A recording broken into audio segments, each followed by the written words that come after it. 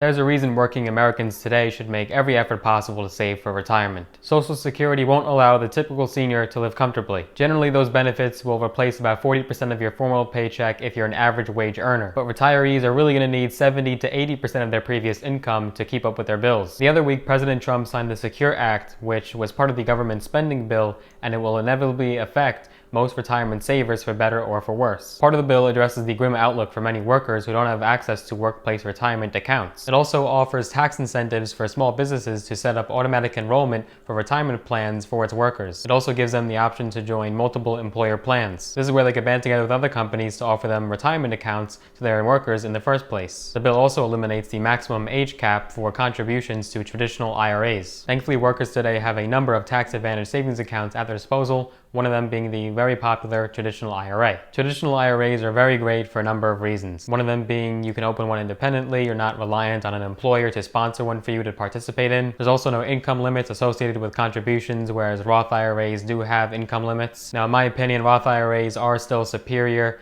and you can see some videos, I'll link them down below, to where I talk about Roth IRAs. With traditional IRAs, you get an immediate tax break on what you contribute to your account, plus you also get tax-deferred growth on your investments in that account. Now, as far as annual contribution limits, they are similar to Roth IRAs, but they are lower than 401ks, but still very generous. The limit is $6,000 for workers under 50 and $7,000 for workers over 50. It's for these reasons why many people opt to house their retirement savings in a traditional IRA. And thanks to the recently passed Secure Act, traditional IRAs have changed to benefit savers. The Secure Act stands for Setting Every Community Up for Retirement Enhancement. Retirement and wealth planning has become a lot more dynamic in recent years as Congress amends the rules on a regular basis. Just in the last couple of years, there's been two major tax code changes signed into law. Each of them had major impacts on family strategic financial planning, and the most recent being the Secure Act, which was passed in 2019, but now most of its provisions are active and effective 2020. So as usual, there's a ton of changes, but 4 areas worth taking a deeper dive into how the Secure Act will affect you. So in this video, we're going to be going over the top 4 ways of how the recently passed Secure Act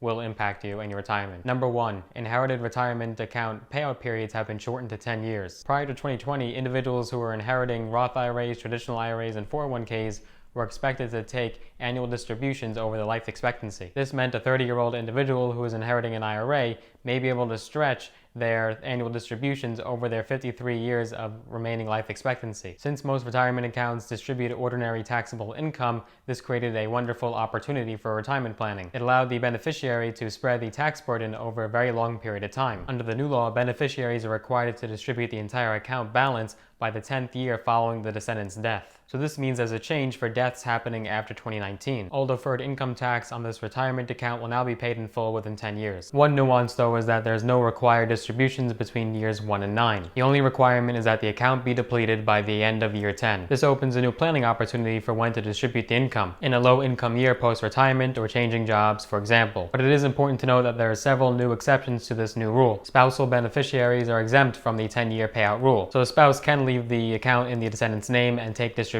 based on the descendant's age, or they can roll over the account to their name and take required minimum distributions over their lifetime. But the disabled and the chronically ill are still able to take distributions based on their life expectancy based on the old rules. Another exception is that beneficiaries not more than 10 years younger than the descendant may still take distributions over their own lifetime. And certain minor children of the original account owner can take distributions. However, this is based on their life expectancy until they reach the age of majority. Then they must distribute the remaining account balance in 10 years. Beneficiaries not covered by the 10-year payout must use the same IRS RMD or required minimum distributions. But one of the big traps in the new law is for IRAs with trust beneficiaries. Some people set up trusts as beneficiaries to try to provide for additional creditor protection. This is to protect minor children or try to impose spending constraints on their heirs. The language frequently used in these trusts may force the income to be taxed at higher tax rates, rather than being spread over many years and at lower tax rates. Now, every trust has unique language. This is why it's critical to review the language of any trust designated as a beneficiary. It's also worth noting that there's a special delay for a thrift savings plan. And the second way this is going to affect your retirement is the required beginning date has now increased to age 72. Prior to the Secure Act, savers were required to take RMDs, or required minimum distributions,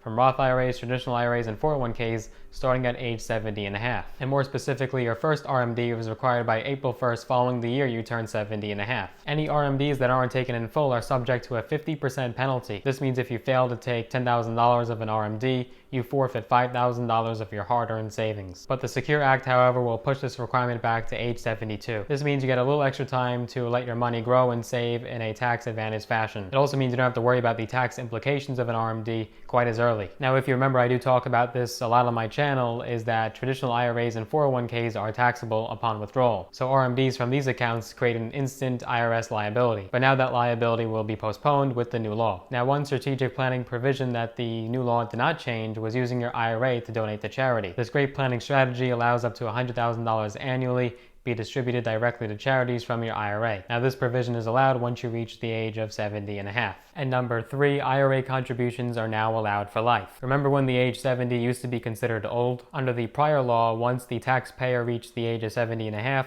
IRA contributions were no longer allowed. Now, beginning in 2020, you can make IRA contributions in any year that you earned any income. This opens the door for people who work later in life, which is becoming more and more common nowadays, to make regular IRA contributions. Now, of course, there is still the decision to make of whether or not you think a traditional IRA or a Roth IRA will better fit your circumstance. Now, the prior rule for many seniors wasn't too problematic. A large number of workers retire well before the age of 70 and a half and therefore wouldn't have the funds on hand to contribute anyways. But for those who opted to extend their careers, this rule was quite restrictive. And with the new rule, you could first open up one of these accounts for the first time after the age of 70 and a half. Now, why might you do that, you might ask? Say you spent your career saving in your employer's 401k, but then retire in your 60s and decide to work part-time. Thanks to the Secure Act, you can now contribute some of that income to a traditional IRA, even if you're on the older side. And the fourth way that the Secure Act will affect your retirement will now be that annuities will be a lot more common in 401ks and other employer retirement plans. Annuity payout options have long been allowed in company retirement plans. However, plan fiduciaries have tended to avoid these options. This is due to high fee and a large amount of liability exposure. The new law includes safe harbor provisions that protect plan fiduciaries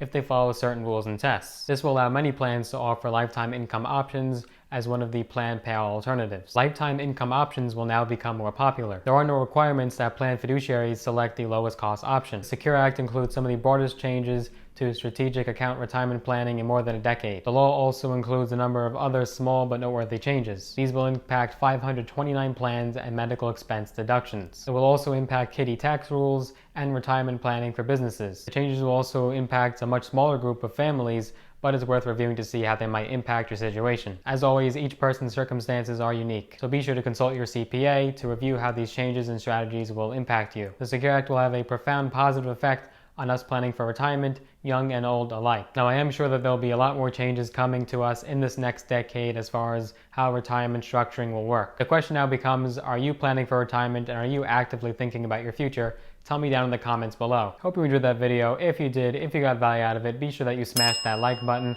And if you'd like to see more videos from my channel, I post videos every single week covering business, finance, entrepreneurship, mindset, strategy, and tips and tricks. Be sure that you subscribe to my channel. And if you'd like to be notified every single time I make a new one so that you're first in line to see it, be sure that you hit that little notification bell as well so that you're notified every time I make a new one. See you in the next video.